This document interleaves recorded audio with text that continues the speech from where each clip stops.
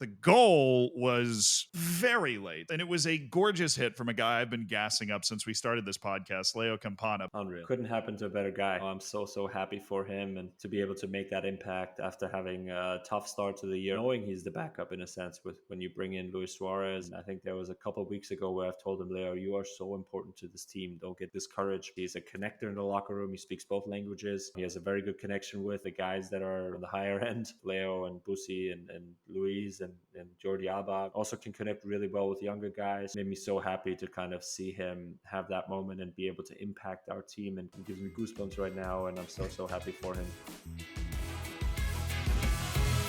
Welcome to the Player Manager Podcast. I'm Zealand, and I have some very big news to report. We are leveling up our game. We are evolving, as is the way of things. We have our first ever guest on this podcast today. He's most notable for winning the championship alongside Julian Gressel. Oh yeah, he's also played for the U.S. national team, played in Europe, played all over the place. I'm going to keep it quiet who exactly he is, just to force you to read the bio of this podcast in case you haven't already, because I'm sure his name is there. But that's going to happen a bit later on the show. First, we have to meet my perpetual guest, my co-host, Julian Gressel. Hello, how are you? Nice to meet you. I love our intros so much. They're great. I am great though. I went to, and I know you go to MLS games every weekend for your job, I guess, or something. I went to an MLS game this weekend. I went to the Hudson River Derby at City Field in New York, and not even of my own volition. I was invited by my friends. MLS is taking over. They were like, hey, do you want to go to the game? And I obviously said yes. And it was a heck of a game to see. Even though there were no raccoons on the field, it was a 2-1 win for NYCFC and a great goal for New York Red Bulls as well. Although I'm not sure exactly how big the rivalry is yet. I know I say that sitting here in my NYCFC kit that I definitely wore to the game this weekend. But it is interesting because the proximity would suggest that kind of rivalry, but it does feel like that sort of stuff in MLS is almost good-natured sometimes. Unrecognizably so for most people around the world. Well, it was, what is it called? Heineken Rivalry Week. So I guess there are a bunch of rivalry matchups throughout the week. We ourselves played in Orlando too. So, there's these rivalries that are being created by the league. I think obviously the New York one is New York versus New York. Well, New Jersey versus New York, right? So it depends. If you ask the NYCFC fan section, there's only one team in New York. Yeah, but how was the experience at City Field? You said there was no raccoons, which I'm happy about, obviously. We'll leave that to Philly. But how was the experience at City Field? The field nice. looked horrible. Yeah, well, it's a big field looked horrible. It is a baseball stadium, right? That's the issue for NYCFC is they're exclusively in baseball stadiums. The credit where it's due. They are building a soccer-specific stadium. It's been all approved. Construction has started, as far as I know. So a couple of years from now, there's going to be an actual stadium without a baseball diamond sticking through half of it. But I mean, it's one of those things that I think causes people that want to shade MLS for something when they see a match being played on a baseball diamond. That is a pretty easy, low-hanging fruit thing that people can go after. The experience at City Field was great. I mean, it's a big stadium. We had seats somewhere on the first baseline, so we were like, it was a bit of a weird angle. I've never watched a match at that angle before because you're kind of you're almost next to one team's goal and you're just facing towards the other team's goal, but at 30 degrees or something. I don't know. I wasn't too good at geometry. I actually got a C+ in high school. Sorry, Mom. But the angle was weird. We did actually, I hate to advertise my active social life. It's like the only time I went outside in the past week, but we did go to the Queens night market before. So I think one thing that while NYCFC is still playing on a terrible looking field, there's great vibrance around it. When I went to a night market, I had some Bahamian food. I think I also had some Ukrainian food. I don't really know. It was like a bunch of stalls from all over the world. Queens, very diverse place. And yeah, I had some sort of meat pancake. I don't really know what was going on. It was a weird night all around. But it ended up with an NYCFC win, which obviously being at the home side with NYCFC, that was a good thing. My friends had fun, and I got to spend most of the night explaining the rules of soccer to at least three of Okay. them. Okay. Yeah, they were really confused by the concept of transfers. You have no idea how hard it is to explain the transfer market to somebody that has only ever Wow. heard of trades. Yeah. They just don't. I'm like, yeah, that guy's value is like 1.5 million. They're like, on what? I'm like, no, I mean, if somebody tried to buy him, they're like, what do you mean buy him? Like, Yeah. it's like very hard to explain how the transfer market works to the uninitiated. But I think they got it by the end. I think they Good. got it. Good. So we've gained a few soccer fans along the way, Yes, which the is MLS would be proud. I'm okay. gonna send a bill to MLS. Now So just many. wait until they go into the new stadium. Then it's going to be even more, Well, right? you know what It's going to surprised me? It capture made so me many more really. fans. There are already, because one of my friends who doesn't really understand soccer went to one NYCFC game and just loved the general atmosphere of NYCFC, but also just a soccer match in general. Yeah. He bought season tickets.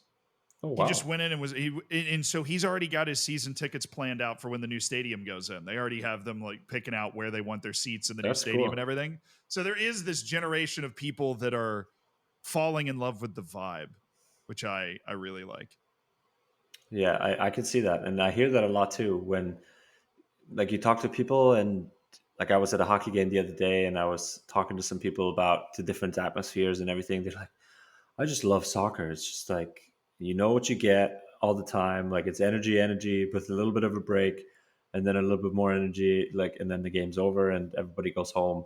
You kind of have these set times while football and hockey kind of they drag on at times and it's so long. And obviously hockey's go go go go go a lot too. But so that probably comes closest to it. But it's certainly interesting to see how Americans or people that haven't experienced soccer live and they go to a game and even if it's a game that's 0-0, 1-0, not too exciting, they just love the atmosphere and the kind of energy that it gets. And that's so incredible to see. And that's what I hope the World Cup brings out even more. Right now, Copa America is coming. Now the World Cup's coming. So people just more exposure to the game will lead to growth ultimately. It doesn't have to be the fan that also all of a sudden buys season tickets right away, right? But if you want to go to, I don't know, 5 games a year, you can have a great experience. And that's, I think, what it's all about. I've often said that once Americans figure out that all soccer fandom is just shouting with your friends and just having a beer, Yeah. they're going to get way more on board with it. People feel like it's some sort of foreign concept, but I really think part of the atmosphere is the drums and the chanting, and it's just kind of a louder atmosphere than I would say. Obviously an NFL game, it's going to be really loud at certain points, but there's a lot of those down periods, and there isn't as much of a rhythm to the game. No, don't get me wrong. I'm born and bred into it. I freaking love the NFL, but there is a rhythm to a soccer match, and also it's so short. In Yeah. every other sport the U.S. plays, you go to a baseball game, you're there for 3.5 hours, right? You go to an NFL game, it's 3.5 hours. Hockey, you were talking about, it's going to be over 2 hours. You go to a soccer game, they kick off when they're supposed to kick off, Yeah. and they play 45 minutes. It's halftime, you play 45 more minutes, and that's it. And Yeah. you almost, it's like the whole, you leave them wanting a little more. Like you don't leave the stadium going, oh, thank God the game's over. Like you leave the stadium going, wow, I had a good time and I still don't feel terrible because I've been sitting in that chair for 3 hours. So there it is. People just go to more soccer games, experience it. Take your friends. I guess that's the thing, right? We have take soccer your friends. listeners. Take your friends, expose them to the game, and have some fun, have some beers, and just shout at us. Shout at us. Shout at us, players. We'll take it. Just yell. Copy the person next to you that has some weird chant made up. Just copy whatever they're saying. You'll be a natural by the end of the game. But before we get into the interview, there are a couple of things we wanted to touch on. Obviously, huge weekend going on in Europe. Manchester City wins its 4th Premier League title in a row, which, look, Manchester City always makes me awkward or makes me uncomfortable when I'm talking about them because they have 115 charges against them active. So like, you never know how seriously you can take them winning a title, but they have won 4 in a row. But it all pales in comparison to Bayer Leverkusen, who completed the first ever unbeaten Bundesliga season. And they're obviously going for more because they haven't lost in the German Cup and they haven't lost in Europa League. So they're on tap for the first ever completely unbeaten season in European soccer. Congratulations. What an unreal achievement. And what a way to dominate the Bundesliga from really a level that nobody really thought of before the season, right? Nobody really thought of them as the team to do this or to even contend really with Bayern Munich. It was Bayern Munich and Dortmund, and that's it. And now all of a sudden you have these darlings of Germany, where everybody loves them, everybody roots for them, and for weeks now, and they've all wanted them to go. Obviously, other than Bayern Munich and Dortmund and some of the teams that have played against them, but I feel like the neutral fan or the fan of lower division teams, they all want those guys to do it that way, and they've done it tremendously. What an incredible achievement. 2 more games to go. Hopefully they can do that Yeah. as well and kind of win the treble, right? A treble with the Europa Yep. League and the 2 German trophies. But unreal achievement. I couldn't even imagine. We Oh, haven't lost now in 7 or 8 games, and it feels great. But to go, I don't know how many games they've done. they're In that over with, 50 now. They're yeah, over 50 consecutive games. that's insane. Simply insane. It's like nauseating. Well, I don't know if you saw this. Their Twitter account after they won the Bundesliga, they won it a while ago. After they completed the Bundesliga season, they tweeted out a picture of crying Bayer Leverkusen fans, and they said, we all remember those tough times in February when we drew 2 matches in a row. Just absolutely, Yeah. just absolutely brutal times. The real dog days of the season when we drew 2 matches in a row. You're like, all right, calm down. But there's also, while we're in Germany, there's another team because Bayern actually finished 3rd. I know you, Yeah. recovering Bayern fan. Yeah. Oh, yeah, and they lost last game. But Stuttgart finished 2nd, which I feel like if Bayer Leverkusen wasn't doing what they were doing, Stuttgart would be the darling of the top 5 leagues because they Yes. almost got relegated last year. What is happening? That's incredible. All these new coaches have all these new ideas and ways of playing. Obviously, the quality in the teams also gets better, but you all of a sudden create an identity that everybody gets behind. We will kind of talk about that, I think, in the interview that is coming up with our special guest a little bit as well, where coaches have a really big impact on teams, and that is something that is absolutely awesome to see. At the highest level, to have you look at Bayern Munich, a club obviously that has the most amount of talent, right? I think nobody will dispute that they have the best players in the Bundesliga, but quite dysfunctional in terms of what's going on in the front office, what's going on with the coaches. So, and that reflects on how you play, what you do, and this is funny, but like I watched, there's a documentary out. I don't know if it's out in the US, but it's out in Germany about the World Cup, the last World Cup in Qatar, about Germany. Ooh, I'm Is sure is that's a that cheery documentary. Yeah, it's like the behind the scenes kind of the usual documentaries that we know, and then you can see how much the team was affected by outside factors and how there just wasn't any focus on just being able to play, and how much these outside factors play a big role in the performance, in the way they get to prepare, in all these things. And that is something that had an effect this year on Bayern Munich, even though they've won it, I think, 10 years in a row before, and now 11. I was 11. Sorry. 17 years old the last time Bayern Munich didn't win Bundesliga. Wow. I So know. that this year just wasn't functional in that sense, and other teams, they kind of have figured it out a bit, and now we'll see kind of, because their coaching search is also off to a slow start. It's cooled down quite a lot, so we'll see what it looks like going into next year. There's multiple teams actually that seem to be stuck in this position with the coaching market where they can't find anybody to hire. I don't know why this never feels like it's been a problem before, but I think Liverpool was running into the same thing, and they definitely didn't get their first choice, and Barcelona was going to fire Xavi, and then they begged him to come back because they couldn't find anybody. I don't know if you heard about that, but Yeah, but now Xavi said he was leaving. Yeah. yeah, and And now then he's like, I guess, on the shit list again for the oh president. no, So I don't know if you. Oh, okay. So we're about to bring our guests on, but I just have to because I forgot about that freaking story. So yes, all the leagues won, relegations gained. I just want to give a quick shout out before I dive into the story to Sturm Graz for ending Salzburg's 10-year dominance in Austria. I used to do some work with a club in Austria, so I was closer to that than most. But shout out to the boys from Sturm Graz. That was kind of, mini Bayern down there in Austria that they managed to take care of. But no, so they spend a month and a half at Barcelona begging Xavi to come back. I mean, hands and knees. They're holding dinners for him, and eventually they basically lock him into one dinner, and they're like, "Hey, it's all the presidents of the club. They're like, you want to come back? We'll literally give you anything you want." And he goes, "Okay." And then Xavi, couple weeks after he extends his contract, comes out and says what everybody already knows, which is that, the financial situation at Barcelona is tough. It's going to be tougher for us to compete for the next couple of years because we don't know how we're going to be able to get the players in. But we're Barcelona. We're going to expect to beat everybody. He said a lot of the right stuff. At least somebody translated it that he said a lot of the right stuff. I don't speak Spanish. Maybe you and your Duolingo could help us crack the code on that. But he said basically the truth.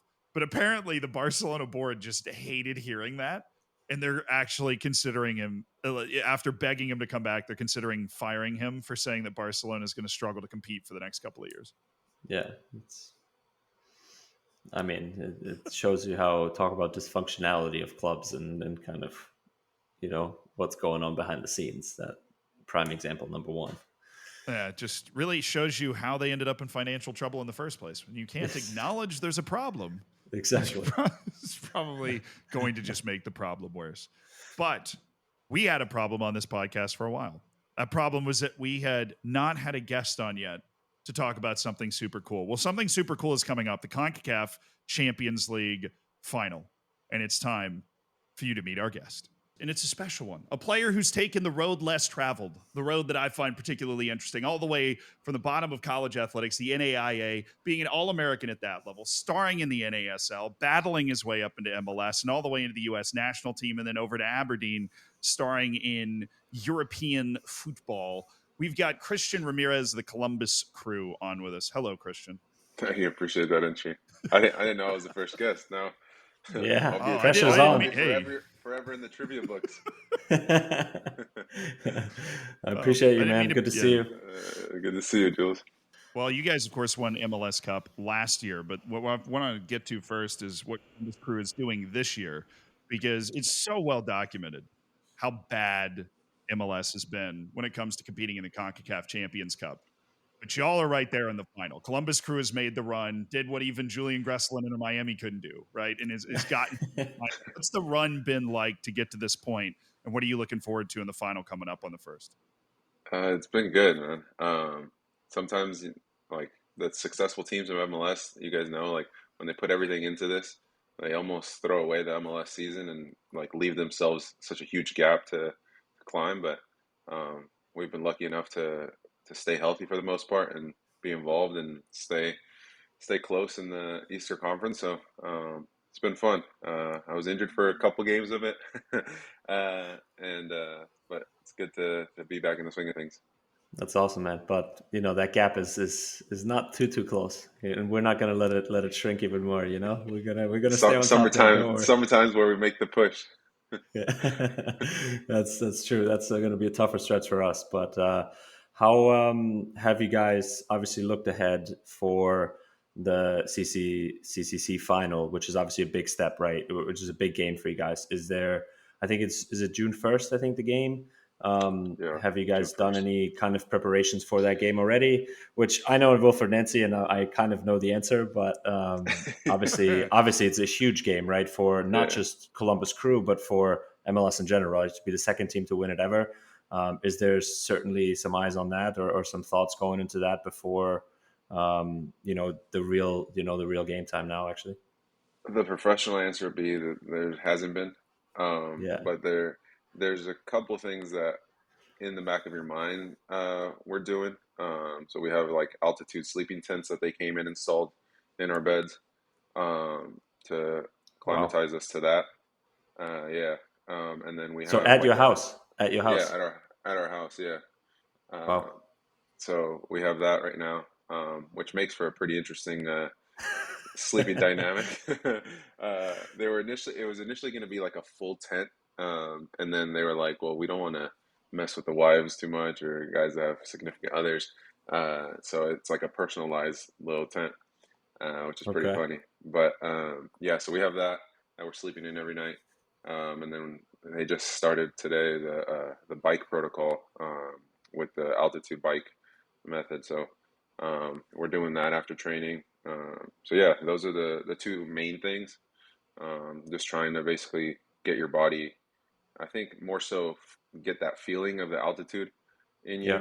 you, other than anything else. But yeah, that's pretty much it. Other than that, we're focused this week on Orlando, and we've been focused on all our other opponents throughout.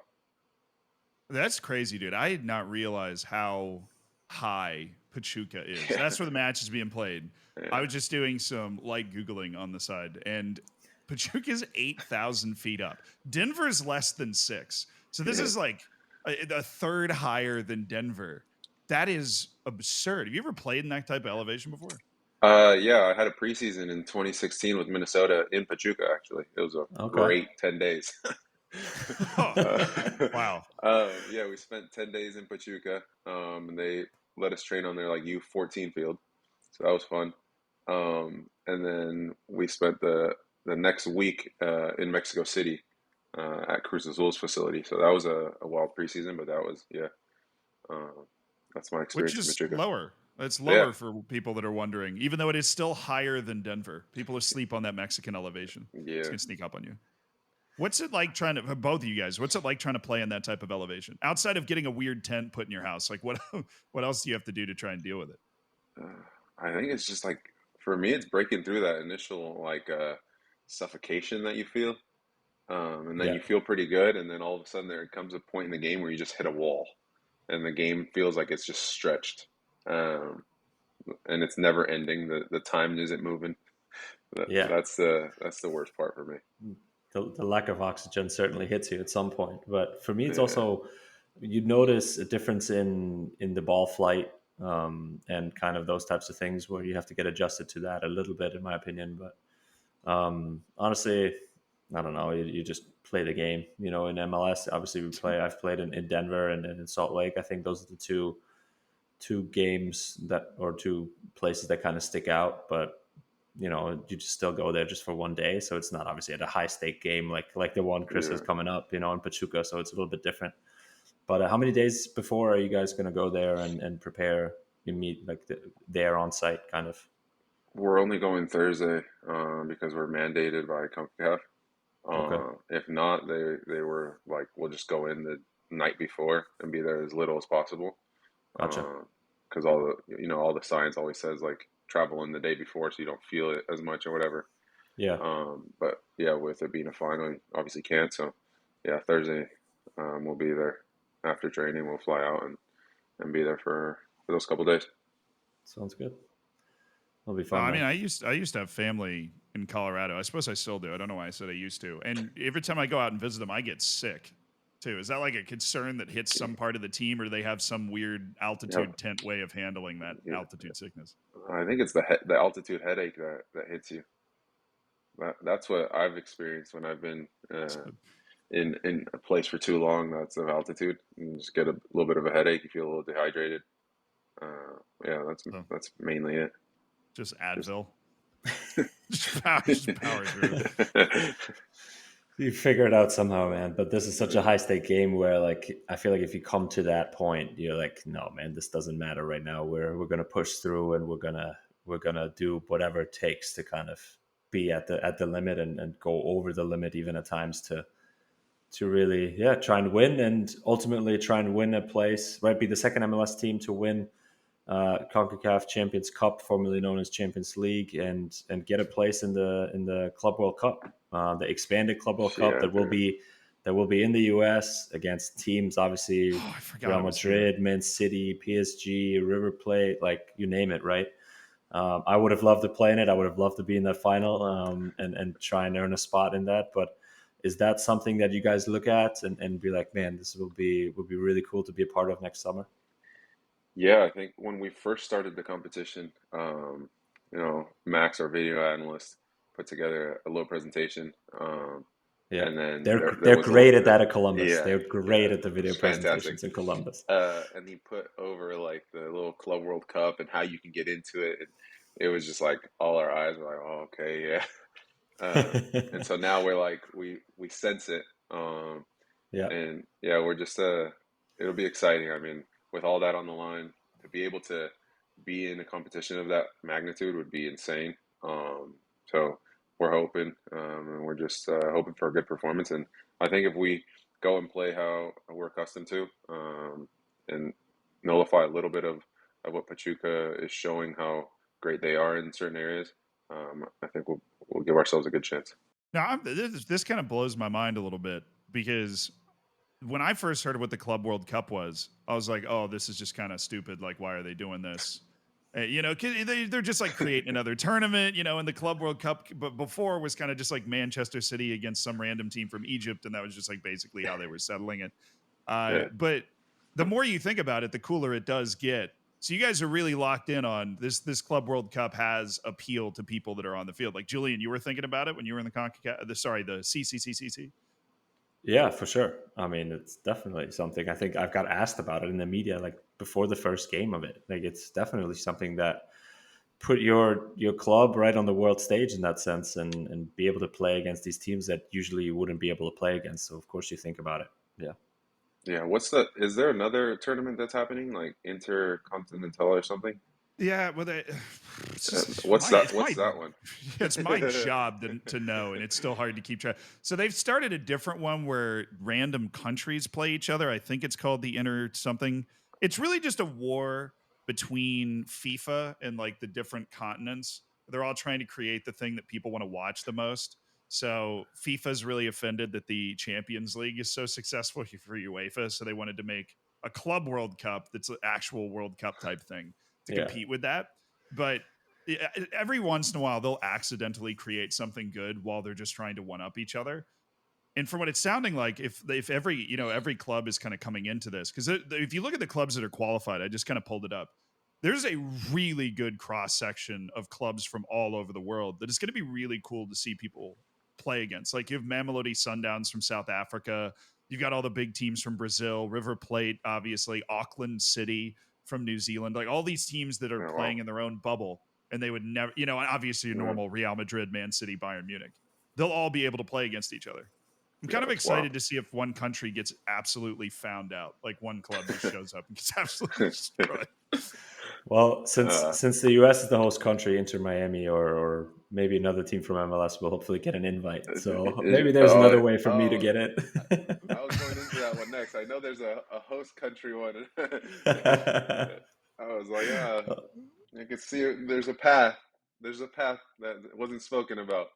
Since we couldn't do what you guys did, and that's beat Monterrey and kind of advance through the CCC, we kind of have to get favors, I guess, on the table.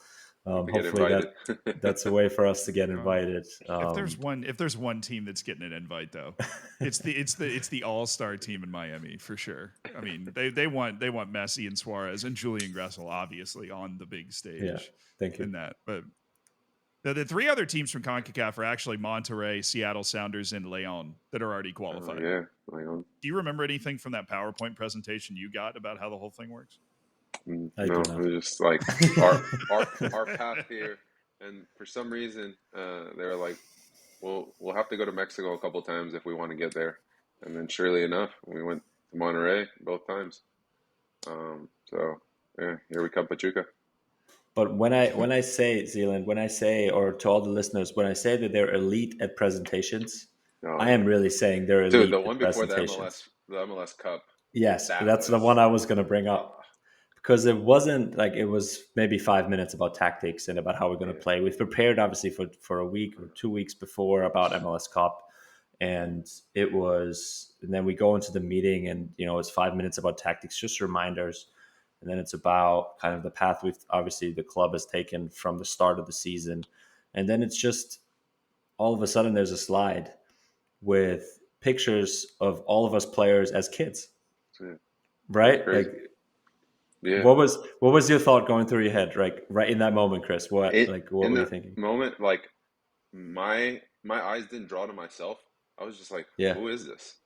Yeah. I was like, who is this? And then all of a sudden, because it was like a picture of us, like the team picture, and then it pops up and it was like the kids. Or was it the kids first? It No, it might have was I been the think kids first. us first as like a Yeah, lineup, as you'd kind of the roster kind of as like our yeah, headshots, and then the next slide would be the same kind of order, just yeah. in like as we were And it's your kid younger picture. selves. Yeah, it's like a Yeah. kid picture playing soccer or And it's like, holding a soccer ball or yeah, whatever. it's like remind yourself why you started playing this. And Yeah, like it just took all the pressure off of us. yeah, I don't know if that one was better than the Cincy semifinal one. Cincy semifinal one, I think, brought some guys to tears. yeah. Um, but yeah, it was dude, Tell it, they crushed tell that. it, tell it, Yeah, tell it. What Who's was? in charge? Who's in charge of this? Like, I are don't we know whoever throwing comes up credit with to these like one things. guy? Whoever comes up with these, like all power to you. Like because I've seen some corny ones. Like when Fortnite was big, I saw like a Fortnite one. Like As one must. uh, but like the Cincy one, we showed up, did the whole did the whole thing. The couple minutes of reminders, and then just like family recordings started going. So like for me, it was my wife and my kids talking, Yeah, same. and wishing us the best. And then like I think it was like Yao, whose parents are in like a small village in Ghana. Like his dad, they got a hold of his dad somehow, and he left the room like, who is that? And then you had Kevin Molino's son come up there, Yeah. talk exactly like him. It was incredible. And Yeah, we walked out it of was that meeting fantastic. and everybody was smiling. Nobody really Yeah. thought about the game. We were just happy and just Mm, being like a state of like enjoyment. And like the pressure was completely taken off in that sense, right? And that's, I yeah. think, was so incredibly touching and just perfect. Perfect. And is this like right before you go out on the field or the day before? Like, how No, do when they? you're leaving the hotel on away games, when you're leaving the hotel to go to get on your bus, and then on home games, we report to the stadium, then bus over to the facility, have a meal, and then have a meeting, and then head over to the stadium in the bus. So yeah, So right about before that. 2 hours before the Yeah. game. Yep. You guys have obviously played for a bunch of different teams across the two of you. Does anybody else do it like Columbus Crew when it comes to the video presentations, or do most teams not even try to do something like that? This feels like something that isn't necessarily have to be there in the first place. Columbus is just going stupid hard. Yeah, I haven't. I haven't. I know Greg Berhalter did a few things at national team when I was there. He did a couple like good ones. Um, I don't remember the exact uh, theme of them, but yeah, this has been the best that I've been a part of. Yeah, same for me. I think I've heard from other national team guys as well that especially during the World Cup, they were doing some really, really cool kind of presentations before every game where there was a theme kind of throughout the days or before leading up to the game. And then that presentation would be part of that theme kind of going into it, where they really thought about that a lot at the national team. But at Columbus, that was something that I was never accustomed to like that. Honestly, it was really really cool Yeah, and threw me and off and guard. really, yeah, for sure. In the beginning, I mean, I was only there for a few months, but Because did we have um, one for Atlanta or Orlando? No, right?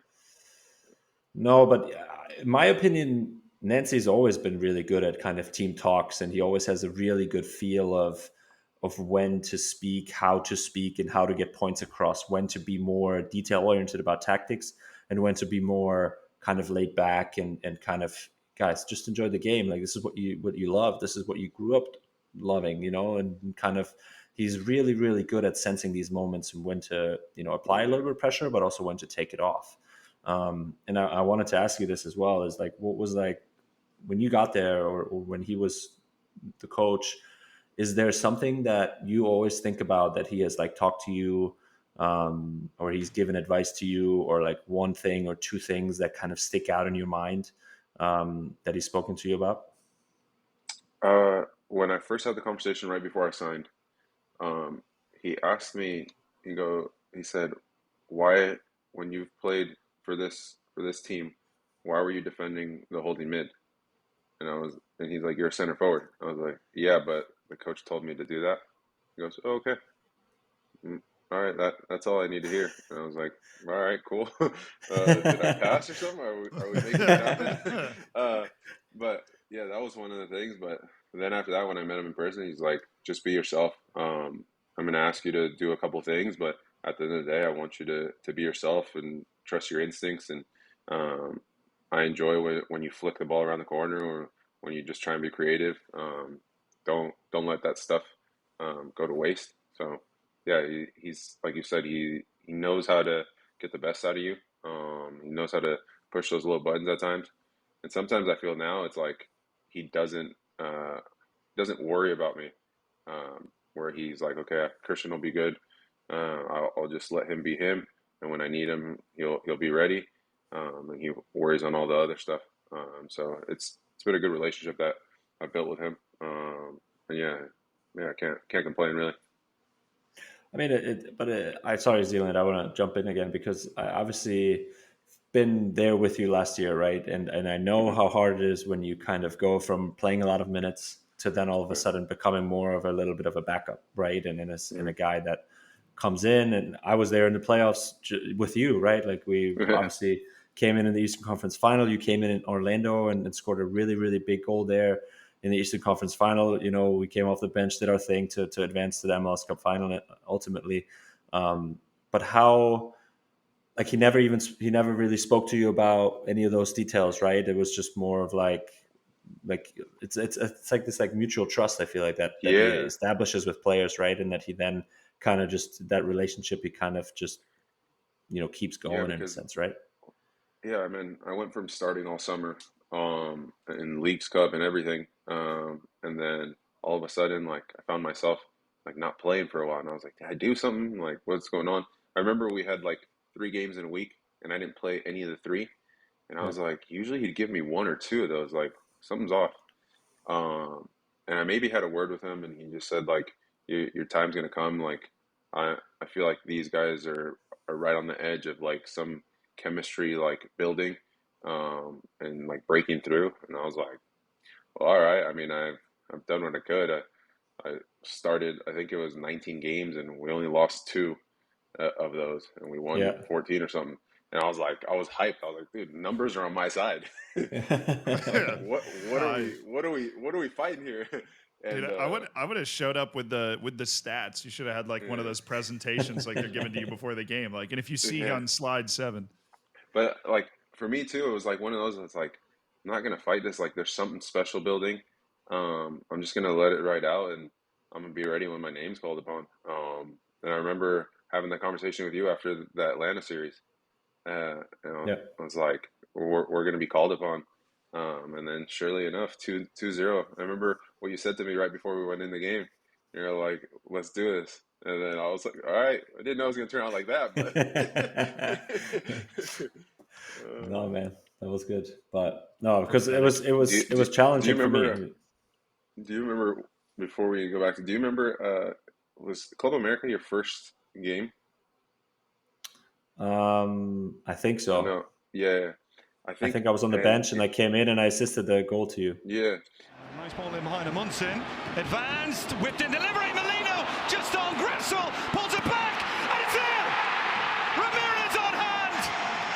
Columbus have 3. So do you remember what he said going back to his presentations before Club America? Club America had just like walked all over St. Louis and stuff, and it was like, I love this matchup. Uh, if you hide, if you hide today on this field, you can't play for me. And Yeah. that was it. And like then he went over set pieces, and I was like, oh boy, nobody's hiding today. Yeah, so that's one moment, for example, where he kind of maybe tested, the group in a sense, right? Of kind of put a little challenge out there. So that's what I was getting at with the kind of feel that he has for the team and the players is very, very good and very unique, and that's why he's done the things he's done in the last year and a half, 2 years with the Columbus Crew, obviously, and we've won a championship, and now have gone to the final and all that stuff. But yeah, it's very interesting. Well, it's not the first time you've been tested either, Christian, because something I'm super excited to jump in talking about is your journey, because obviously Julian's is unique, and we've dug into that in the first couple episodes of this podcast. But there is a distinctly American flavor to the way that you've ended up being, an MLS champion, right? You've been counted out in a way that I would say like few other people that have reached this level have been counted out, particularly early on. Like, for example, if you right now could go back to talk to that kid that started playing at NAIA level, like, would you be surprised where you are now? Honestly. I think I'd go back a little bit further. Okay, how far are we going back then? And I'm like, and I'm close with the guy now, but I had an ODP coach named Joey Hoffman who, at U15, he cut me from the state team, and that was like the moment where I was like, no, this isn't happening. Like, I'm the best player in California. Like, I'm gonna do this. And then, surely enough, 3 years later, I was like California Player of the Year, and I was the captain on his team, and we won the ODP national championship. So that, I think that moment triggered like my motivation to like try and silence people, and when people like counted me out, to be able to overcome that. Because then I went to UCSB and just got humbled really quick with like a coach who didn't want me at all, and I could do no good for him, and no matter what. I ended up playing center back at one point for him. I played holding mid for him, and then in the spring he moved me up top, and I led the team in goals in the spring season. And I came in preseason, and he put me with the walk-ons, and like I was like, oh. So I just like I fought that whole season, and finally was able to transfer to the NAIA school at Concordia. One of my youth coaches was coaching at, and he was like, dude, it's going to be hard for you to make it to play professionally, but I'll give you the platform to do so. And how'd that transition take place then? Because for those that are listening that aren't familiar with the college structure, there's Division I, Division II, Division III, and then there's NAIA. So NAIA is about as far from the spotlight as you can get. And at what point did you realize you were going to be able to play professionally from there? I didn't, to be honest.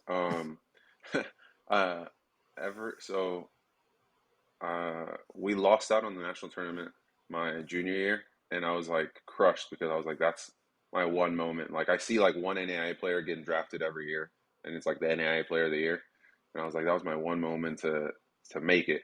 And then that off season for in December, like Benny Fallheiber, Eric Avila, the Farfan twins, Robbie Rogers, they all came and played pickup in the MLS offseason at my college. And my college coach was like, hey, they need a player. Like, show up. And I showed up.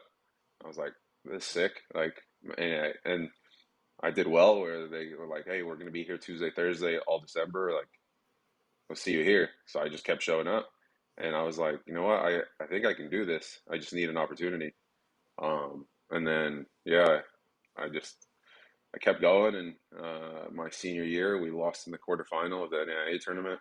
And I got invited to the Seattle Sounders Combine and the San Jose Earthquakes Combine. Just I showed up to the San Jose one, and I played 10 minutes out of a 3 full 90s, while everybody, because you're the like one or two NAIA players there, and you're just like, like, we're just here to cover if something happens. So drove all the way back home, then went to the Vegas Seattle one. I played 25 minutes and I scored, and I was hyped. But that was it. I played 25 minutes in like 2 days. So I was like, okay, well, nothing's going to come of that. And then I got an email from, this is great. I got an email from the Charlotte Eagles, who at the time were in the USL. And they're like, we have an open combine. Like we saw you through NAIA. Like, we would love for you to come. I emailed back. I was like, can you send me the details? Like flight information? Like, oh no, you have to cover your way over here.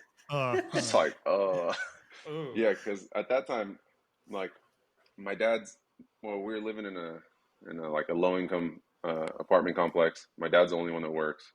Like, I'm just on a full ride at Concordia, and so I was like, I gotta somehow scramble $400 together, and I won't say the name, but somebody gave me $200. Well, I'm still thankful for. And then I did a couple privates and had enough to fly out there, and I crushed it at that, like the Friday, Saturday, and they offered me a contract on the Sunday. But I had, while I was there, Minnesota had offered me to come to a 1-week combine on the Monday. So I bought my ticket like with my dad's credit card to go to that on the Monday. And the Charlotte Eagles guy was like, well, here's your contract. Like, blah, blah. I was like, yeah, but can I go to this combine? Because I already paid for it. So how much was it? It was like $400. He goes, all right, you got a $400 signing bonus to not go to that. I was like, I'm in. Wow. Wow. Some top tier negotiating from the Charlotte Eagles right there. You play one season with the Charlotte Eagles, and you ended up at Minnesota anyways, which is why I love that story anymore. So was it because of the combine, or was it completely unrelated that you ended up at Minnesota? Yeah, a little bit.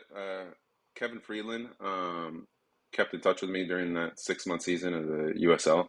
And then I had a buddy there who I played with in PDL, Miguel Ibarra. He was like, hey, Kevin wants you to come for 2 weeks at the end of the USL season. Like, you'll live with me for 2 weeks and they'll fly you out. And I was like, all right, cool, I'm in. So I slept on his couch for 2 weeks and trained with them. They didn't offer me a contract after 2 weeks. So I just went home to go coach. I was like, I need to go make money. Like, I'm losing money like being here. So I went home, and then I didn't have a team after that USL season. So I went to a Sacramento Republic combine that January, and Preki was there, and Preki said he was gonna try and sign me. They made me an offer, and I called Miguel Ibarra, and I was like, hey, you got to tell Minnesota, if you really want me to play Minnesota, you got to tell them to match this offer, because like if not, I'm going to sign it. And like, strangely enough, like a couple days later, Manny Lagos called me. No, we're sending something over. Don't worry. And then I signed. And That's awesome. to make your story even more, just the entire summary of like footballing history in the United States. I think it's offensive actually that I just said footballing history, soccer history of the United States. Sorry. Yeah, I'm too well trained by these Europeans following the YouTube. But the Minnesota United, you play for a couple of years, and then all of a sudden you're transitioning to MLS. And you ended up staying with the team in its transition to MLS. So what I'm curious about is like, what was the first time you found out that Minnesota United was just going to become an MLS team? And what's that process like to literally be there and go through? Yeah, that was my what was it? Yeah, it was my third year there. No, it was my second year there, and then they announced it, and I had one more year left on my deal. I was like, oh, like, are they gonna keep me? Like, I got to show up to see if they're gonna keep me. Because I'd won the Golden Boot the first year, and then the second year, like I got third or something, but like I lost my starting spot at the beginning of the year to someone. So in the third year, I was like, you know what, I got to chase it, and they chased it, and I got the Golden Boot, and they had made me an offer in February to sign on, and then my agent at the time was like, no, you're worth more than that. I was like, are you sure? Like, sort of want to take it. And he's like, no, trust me, just bet on yourself like you've done. I'll take care of the rest. And so, like midway through that year, a team from Liga MX came in, and they offered Minnesota like $600,000 for me. And then Minnesota said no, and I was like, dude, come on, like, I'm in second division, like in the States, and Liga MX is calling, and they're like, no, we want to keep you around. So they went back to negotiating, and I was getting married that off season, so I was out of contract. So I was like, all right, well, in 6 months, if this doesn't work, like I'm out. Like, I don't have a contract. And went and got married, and the next morning, my agent was like, here's their final offer. It's up to you now. I was like, cool. And I saw it, and I said, I'll take it. Nice, man. But yeah. So it was wild. There's a wedding present right there. Yeah, that was legit. He goes, here's your wedding present. And it's an envelope. And I look at it, and I'm like, well, this is nice. Thanks. I got to move everything back to Minnesota now because we drove a U-Haul across country. Oh, that's brutal. How long is that drive, California to Minnesota? We did, it's a 30-hour drive. We did it over like 3 days. Just took our time. Oh. So, yeah. But I had to do that. I had to like show all my cards, I'm moving, I'm leaving. Oh, that was part of the negotiation. You're like, I'm out. Oh yeah. I'm out until Yeah, and then it worked. It worked. It worked so well that it's turned into obviously a long and prosperous MLS career that you've been able to hang on ever since. But you also did something, Julian. I'm sorry, I just keep like asking You're Christian fine. questions here, but Keep going. you did what I would like to call the reverse, Julian. You went from the U.S. to Europe at one point, which is kind of the completion of your journey through the U.S. soccer experience.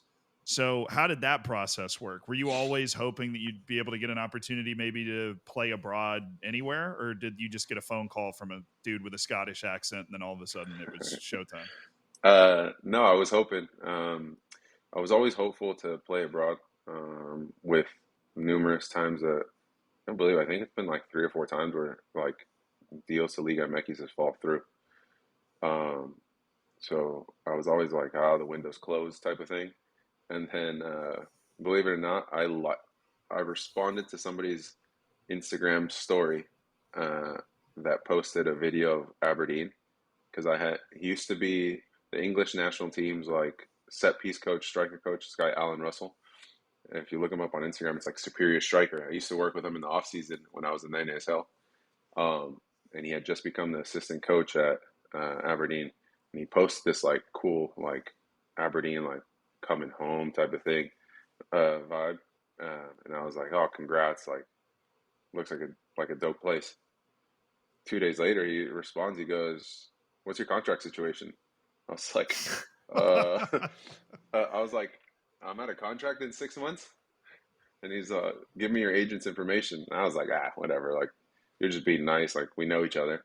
Like we worked out several times together. So I sent him my agent's information, and my agent called me, and he's like, this thing's serious, yeah? I was like, it is? Oh, all right. Well, if it is, then let's see what we can do.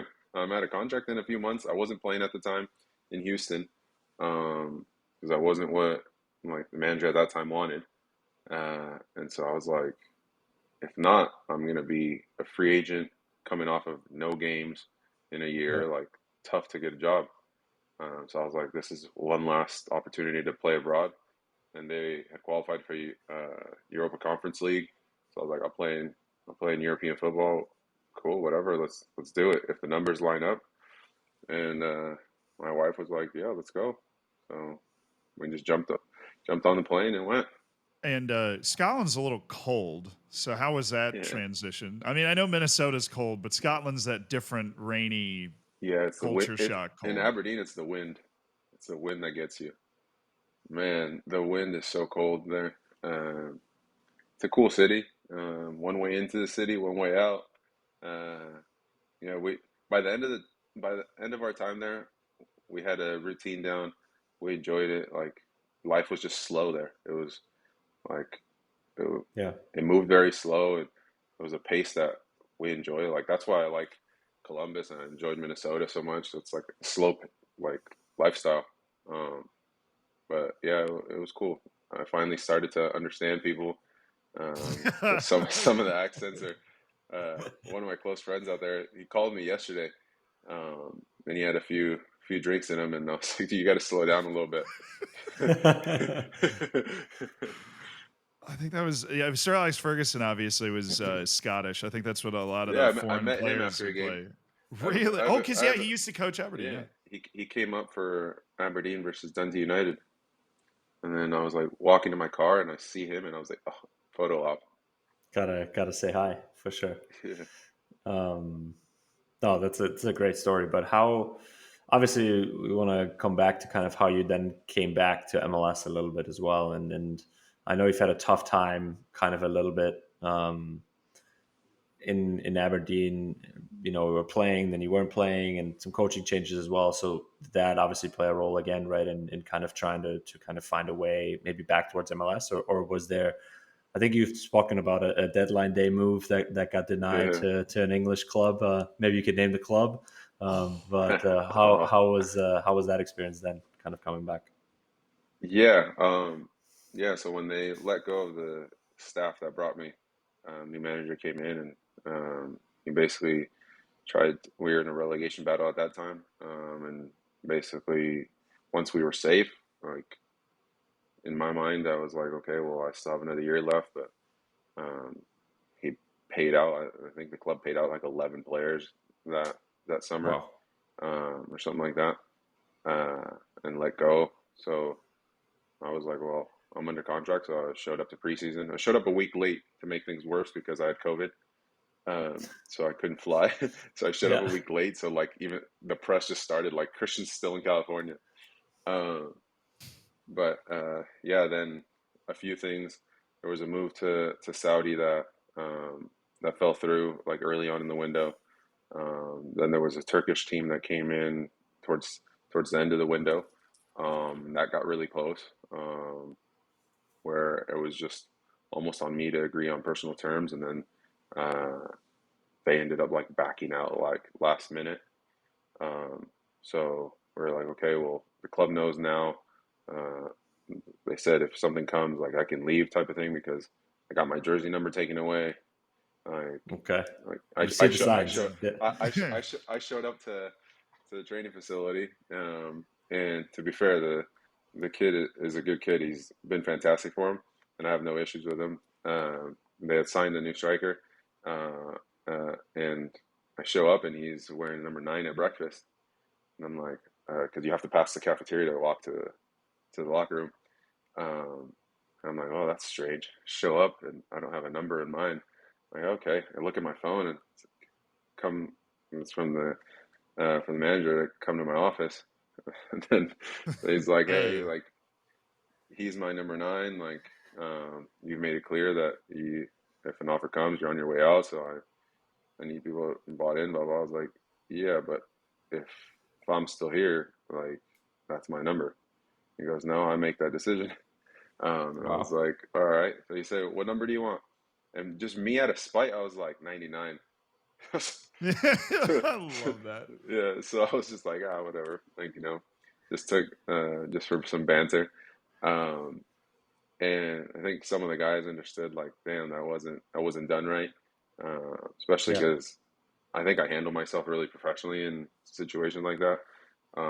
And just in general, in the day to day. And then that sort of triggered me a little bit to maybe one of the first times I really felt like fully disrespected. And yeah, but then after that, just got back to work, and then deadline day came about, and trying to figure this out. Deadline day came about, and the night before, there's like, hey, there's some interest from a couple teams in England in the championship.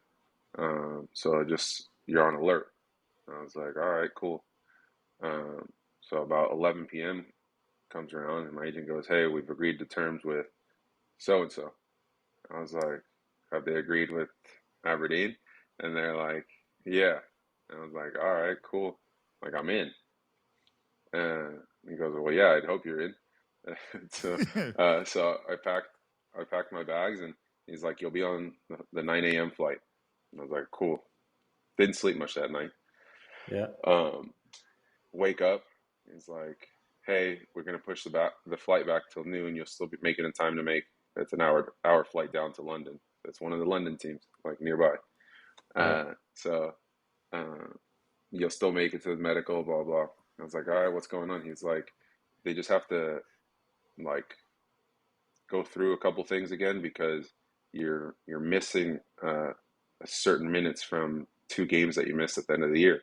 I got sent home 2 games early because manager was like, we're safe, I don't need you, I'm going to give debuts to young kids, and you came from an MLS season, so you've been playing straight for 18 months, so go home. And I was like, all right. So I got docked a point for missing those 2 games as a foreigner. So my work permit got denied by the English FA because of that. So they had to try and appeal it. And then the appeal decision got back at like 4, and then it was denied, and that was it. I was done. I was at the point where too, like, I had spoken to Aberdeen. I was like, dude, just terminate my deal. Like, I want to leave. Like, and they're like, okay, we'll work something out. And it's like, we'll work something out, but you can't go to any Scottish team. And I'm not thinking of that right now. Like, all I'm thinking in my head is like 7 months of just showing up to training with like no opportunity to play. Yeah. And like in a foreign country, like with 2 kids, like all the fans already think like they're all against me, that I'm like this bad person at this point. They went from loving me to like hating me. And so I was like, but had a couple of conversations with my parents, and at that point I was like, you know what, I'll just stick it out. Things can change quickly, and they didn't during those 7 months, but I stuck it out. Yeah.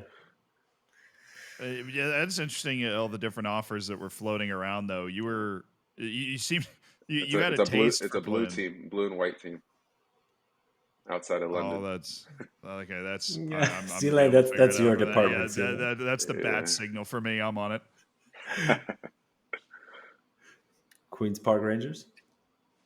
No. Just start with an R, though. We'll figure it out. No, we'll figure it out. You guys keep talking. I'm figuring. Listen, this is an absolutely incredible story, and if you know, I feel like I haven't really spoken all about my story like this a lot, but there's so many similarities in this, and it's scaring me. Like, I was told at 15 I wasn't good enough to ever play really at a high level again as well, and ultimately you kind of just stick it out and you find your way, right? You find your niche, your way to making it, and coming all this way through that time when you were 15 all the way now, obviously back in MLS at Columbus Crew, now playing for the highest title in North America, right? It is something that is so incredible. And I feel like if there's a documentary, a production company out there that should do something, then, you know, you're one of those guys that they should be reaching out to really look at. And this is for all the kids out there that are listening, and for all the, you know, people that have been told that they're not good enough at certain things. You know, just keep going, find your way, stick through tough times, right? Mentally challenging times for you. You've talked about that a lot. I've talked about it, I think 2 episodes ago. These things, you know, people make decisions or say things to you that matter, and you get put into certain boxes at times, but you know, you are who you are. And if you continue on your path and you continue your way forward, you will be able to kind of persevere and come out on the other side of it. And that is such a tremendous story. And I really appreciate you obviously sharing this, all of the ups and downs and all of the, you know, then you forget about everything that's happened off the field. You had 2 kids in the middle of all that. And, you know, to go through that, I know how it is with a wife and with 2 kids and all the uncertainties and everything. It adds a whole other dimension. But it's such an awesome story to hear, and we really appreciate you kind of telling it here. But yeah, that's just my kind of how I feel right now, you know? Yeah, no, I appreciate it. Yeah, I think that's why when you came, we gravitated towards each other, because it's like you sense that in people. And I think so many people now, you get told no once and like they just give up on stuff. And that's something that I've driven home on. For example, like my younger brother, he's at USD. He was at LAFC, and they didn't offer him an LAFC 2 contract, and he was like upset about it. And I was like, well, "What are you upset about? Like, go to your university, crush it, and then you show them what's up." And he's had a couple setbacks, like he had a little meniscus tear, and then he just had a little like heart procedure done, and he's back and moving. And he's gonna come train a few weeks here. He's gonna train with LAFC 2, like a couple USL teams. And I'm like, dude, when one person doesn't say no, you just keep pushing through. You break the next door and you move on. It'd be too easy to quit after the first couple no's.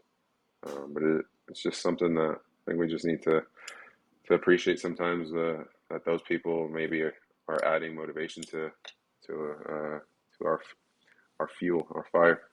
Yeah, I love that, and I think that's a great way to end this interview. And I really appreciate, like I said, you coming on as our first guest. I was excited when I texted you. You were like immediately yes. I was like, hell yeah, this is gonna be awesome. And obviously, all the best in the final. You're now finally off to a really good MLS A little delayed start, I want to say, because you finally scored your first goal of the season. Yeah, I know. I So felt good like luck. last year I got my season started. Yeah, that's right. After the little injury, but now you're back, and you'll play a big role, I think, in the final, and obviously throughout all the season for the Columbus Crew. I appreciate you. I'm lucky to be a friend of yours. I'm excited to obviously see you soon when you guys come to Miami and visit us here, and hopefully, yeah, you can stay healthy and have a great rest of the season, and you guys go win it in Pachuca. For all of MLS, including us down in Appreciate Miami. it, dude. Yeah, I'll see you soon, and thanks for having me. Anytime after 8:30, I can jump on whenever you need a guest. Same here. That's Yeah, we're in the same boat. And yeah. next time you're around, you can talk about how it was Reading. It was definitely Reading, if I'm looking at a map correctly. Love it, Chris. Thanks, man. Appreciate it. All righty. Thanks, guys. Thank you again to Christian for the interview. Absolutely awesome stuff. A lot of which I did not know. Some really fun personal stories. I'm thinking about replying to an Instagram story from Scotland to see if I can get a professional contract. See how that goes for me. But we also, we talked about his games and stuff. Couple of games for Inter Miami, obviously, over the past week as well, that we'd love to touch on. The midweek match against Orlando City without Lionel Messi ends in a 0-0 draw. Everybody's favorite scoreline, but a heck of a lot better than a loss. And that was certainly a tough environment to go into. Yeah, really tough. Tough road game midweek in really hot weather. To be honest, I think I've never sweat that much in my life than during that game. Oh, yeah.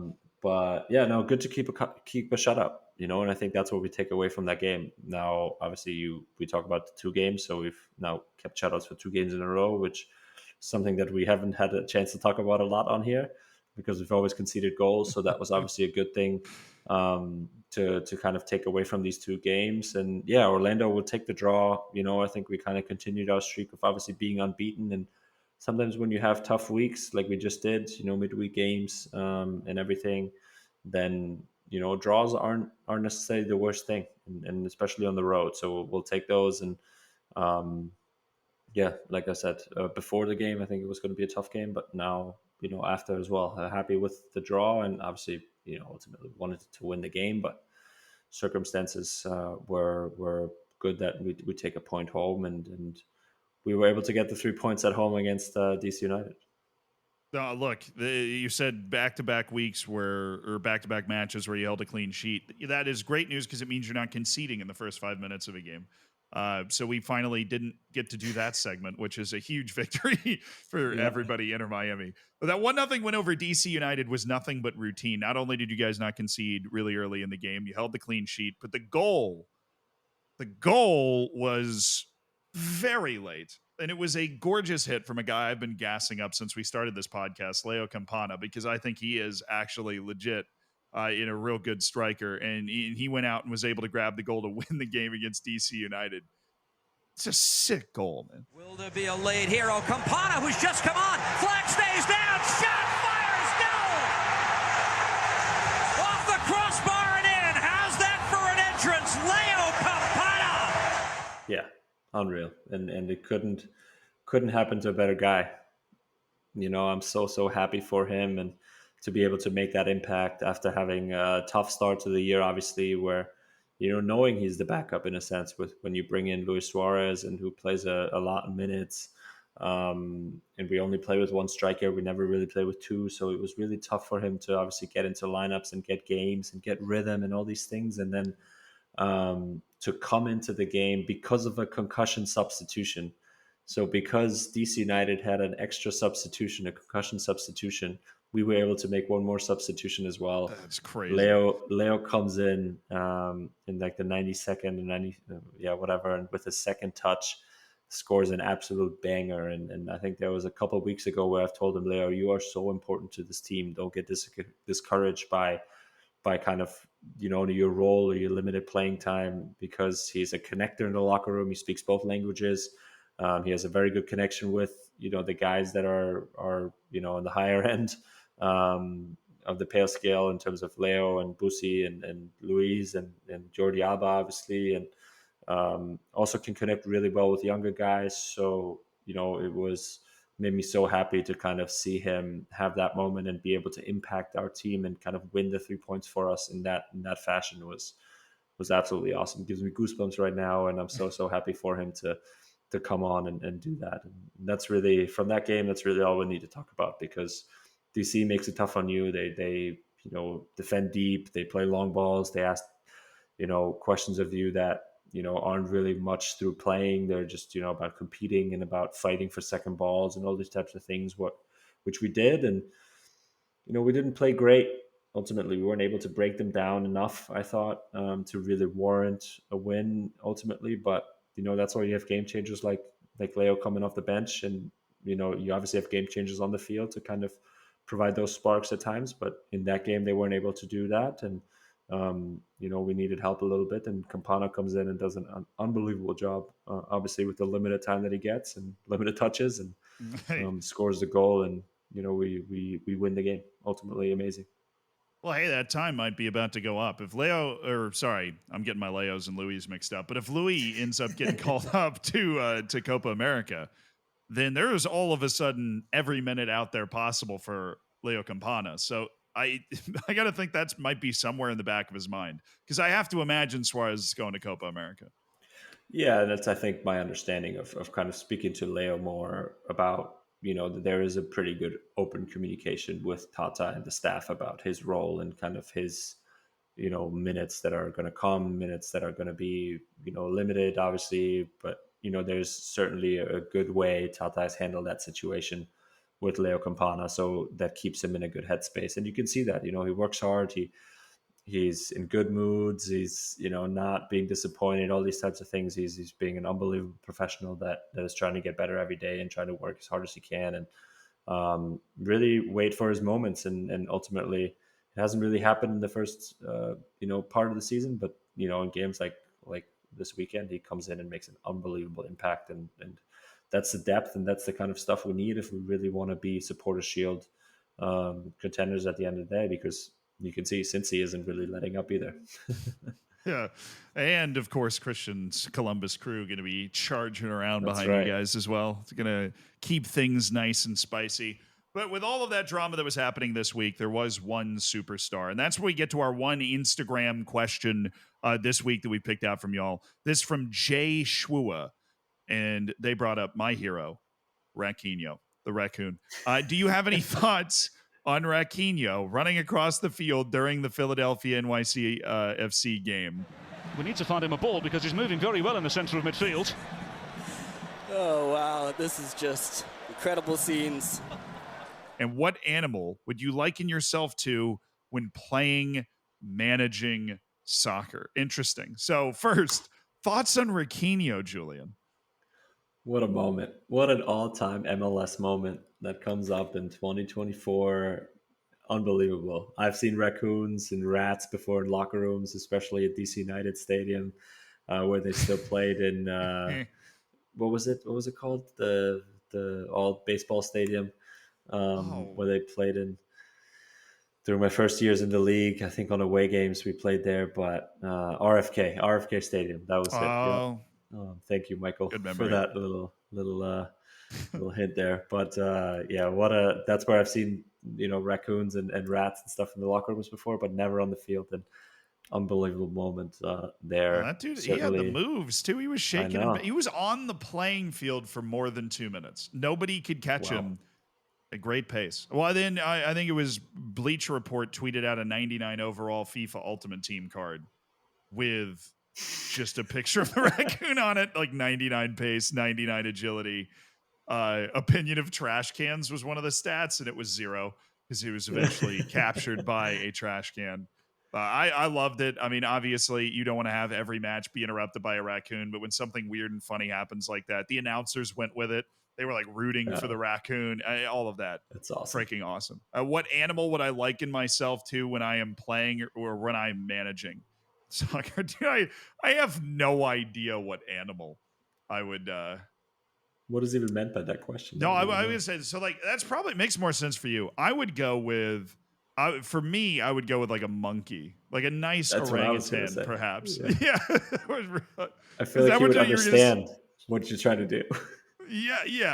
It's like, I'm trying, like, very animated. I'm definitely prone to jumping up and down when things are not going exactly how I imagine that they should be going. So I had this vision of an orangutan. I don't know. My mom used to work with zoo animals growing up, and there was always there was an orangutan that she was friends with. So I feel like I'm familiar with them. I feel like I would have fit in. I feel like I was down with that crew. We'd dap each other up when we went by. What animal do you like in yourself too when you're playing? I don't know, honestly. That's a hard question for me to answer. Fox, an eagle. Yeah, I feel like a dog, maybe. Oh, I would say, I would say like, I could see a dog, like very steady, like a hunting dog, perhaps. Yeah, like a hungry one, like just I don't know. Snarling Julian Gressel is exactly how I hoped my night would go tonight. This is a great ending to the episode. Oh yes. So Julian Gressel is an angry, snarling hunting dog on the field. You don't want to cross that. But thank you guys for listening. That is it for this week. Please do follow us on Instagram at Player Manager Pod, and please do review and rate the podcast wherever you happen to be listening to it. It is a huge help to us. We finally get Apple Podcasts on our side again. Things are working on that front. So everything should finally be functional for you. But thank you to everybody that has rated and reviewed. And thank you to Christian Ramirez for being a part of the podcast, being a part of podcast history here as our first guest. He was awesome. Love it. Appreciate it. And good to see you as always. Yeah. See you soon, Julian. Sounds Bye-bye. Good.